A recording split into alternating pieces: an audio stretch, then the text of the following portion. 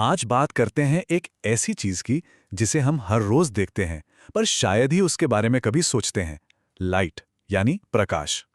ये हमें दुनिया देखने में मदद करता है, पौधों को जिंदगी देता है और हमारे दिन को रोशन करता है।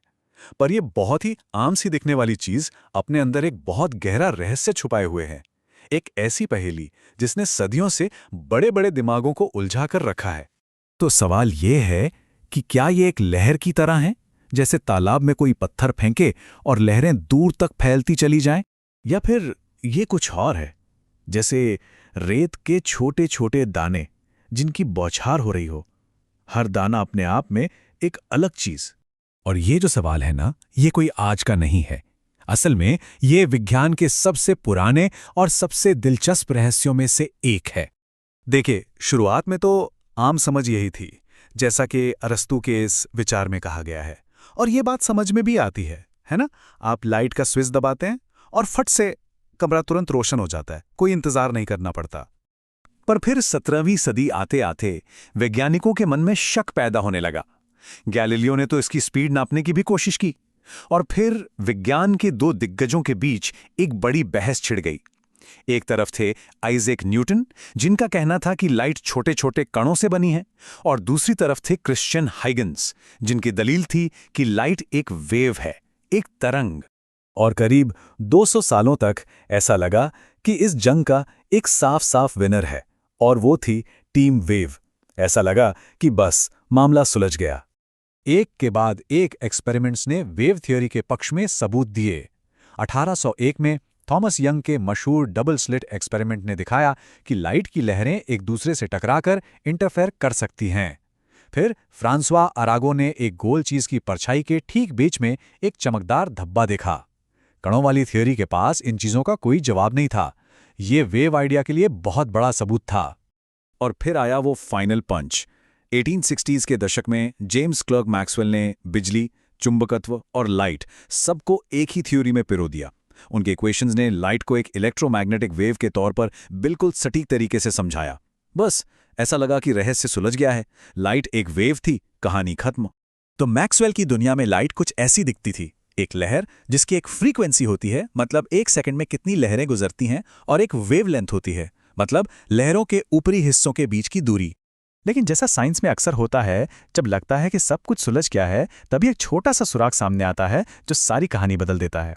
एक छोटा सा एक्सपेरिमेंटल रिजल्ट था जो इस खूबसूरत वेव थ्योरी से बिल्कुल मेल नहीं खा रहा था। इसे कहते थे फोटो इलेक्ट्रिक इफेक्ट। होता यह था कि जब लाइट किसी मेटल पर पड़ती तो वो उसमें से इलेक्ट्रॉन्स को बाहर निकाल सकती थी। दिक्कत यह थी कि वेव थ्योरी के हिसाब से ज्यादा तेज रोशनी, जिसमें ज्यादा एनर्जी होनी चाहिए, उसे इलेक्ट्रॉन्स को ज्यादा जोर से बाहर निकालना चाहिए। पर ऐसा हो नहीं रहा था। जो चीज मायने रखती थी वो थी लाइट का रंग, उसकी चमक नहीं।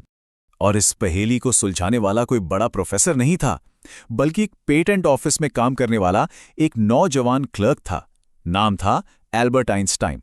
ये उनके 1905 के मिरेकल ईयर के पेपर्स में से एक था। और इसका टाइटल ही बताता है कि वो सिर्फ एक छोटी मोटी प्रॉब्लम नहीं सुलझा रहे थे, वो तो लाइट को देखने का एक बिल्कुल नया नजरिया दे रहे थे।